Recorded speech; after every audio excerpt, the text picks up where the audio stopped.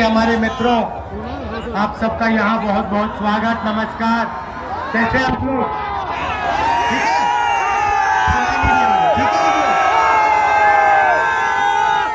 तो मैं आपसे दो तीन चीजें कहना चाहता हूँ।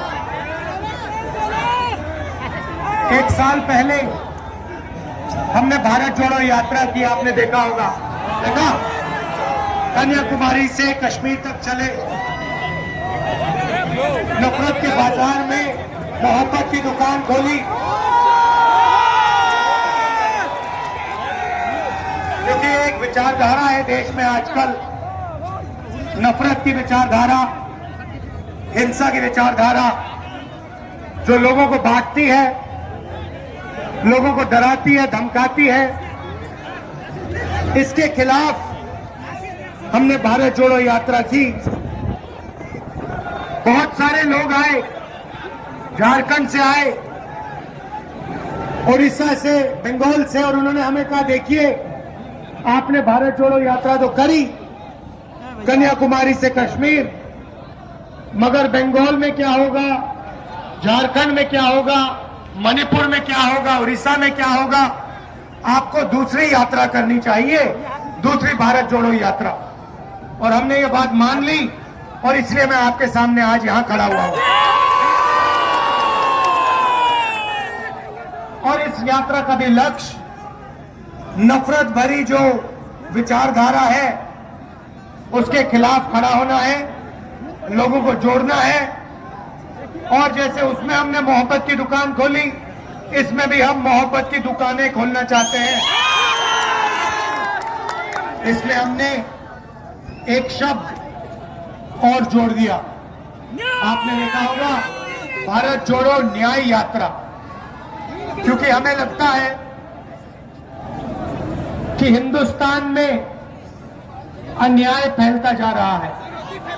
आप देखिए, रोजगार, देश के युवा सिर्फ रोजगार चाहते हैं, और पूरे देश में नरेंद्र मोदी जी ने और बीजेपी ने बेरोजगारी की बीमारी फैला दी है। किसी भी प्रदेश में जाओ और पूछो, भाई यहां पे बेरोजगारी की बीमारी है? ये देखो, जहां भी हम जाते हैं एक नई बीमारी चली है, बेरोजगारी की बीमारी। वो हिंदुस्तान के युवाओं को लगती है और उनके भविष्य को खत्म कर देती है, नष्ट कर देती है। ये बीमारी कैसे आई, मैं आपको बता देता हूं। नरेंद्र मोदी ने नोटबंदी की, जीएसटी लागू की, और जो छोटे व्यापारी हैं, छोटा बिजनेस चलाते हैं, छोटे कार्यक्रम, अग्निवीर, देखो ये बोला बिल्कुल सही। तो जो युवाओं को सेना में रोजगार मिलता था, उसको भी अग्निवीर ने खत्म कर दिया। और भाइयों बहनों, एक और बात मैं आपको बताना चाहता हूं, जो आपने अग्निवीर की बात छेड़ी। मेरे पास 100-200 युवा आए, कुछ महीने पहले की बात है। दिल्ली आए, मेरे साथ बैठे और रोने लगे, मतलब आंसू निकलने लगे। 20-25 युवाओं की आंख से आंसू निकलने लगे। मैंने पूछा, आप रो क्यों रहे हो, क्या हुआ? मुझे कहते, राहुल जी, हमने 5 साल सेना में जाने की प्रैक्टिस की, रनिंग की, वर्जिश की, हमें सेना में एक्सेप्ट कर लिया गया।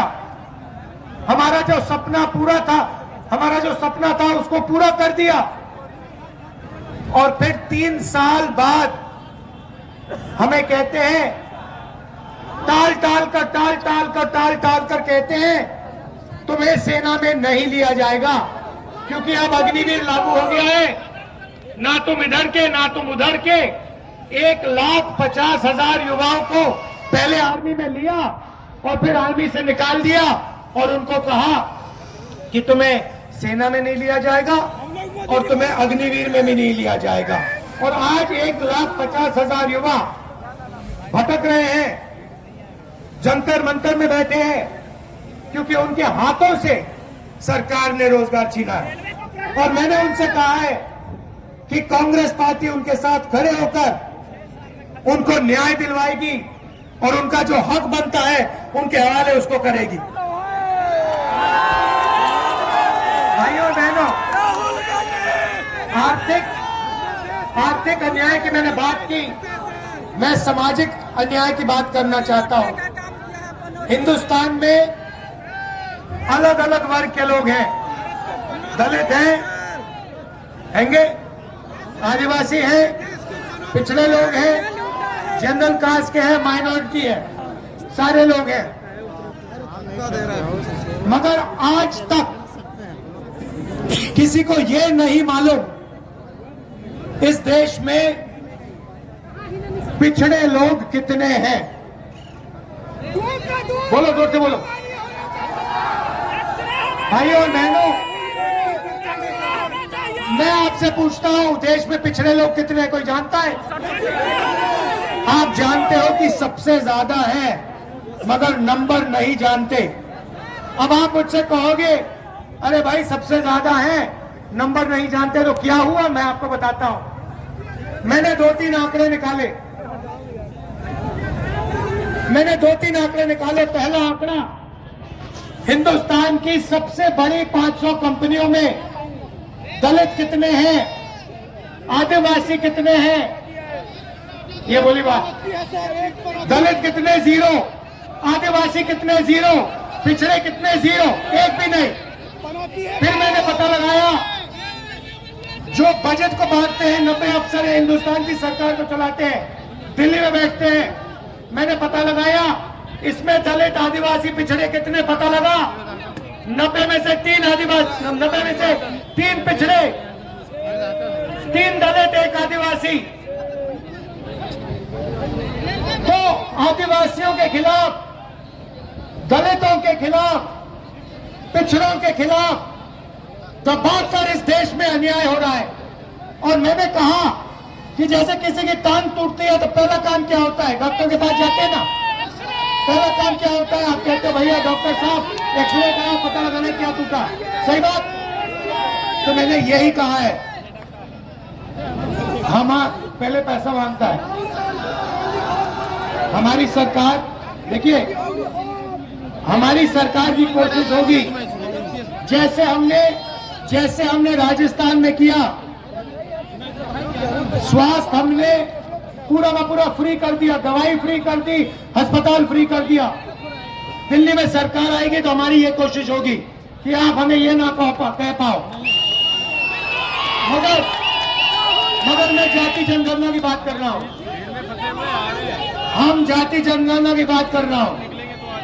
मैंने कहा कि जैसे किसी को चोट लगती है तो एक्सरे होता है, वैसे ही हिंदुस्तान का एक्सरे होना चाहिए, जाति जनगणना होनी चाहिए, पता लगाना चाहिए इस देश में दलित कितने, आदिवासी कितने, पिछड़े कितने, माइनॉरिटी कितने, जनरल कितने। वही पहला कदम है न्याय देने का।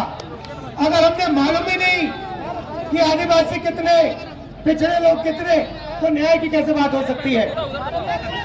जैसे ही मैंने जाति जनगणना की बात की, वैसे ही नरेंद्र मोदी कहते हैं देश में कोई जात नहीं, देश में सिर्फ जो जात है, एक गरीब, एक अमीर।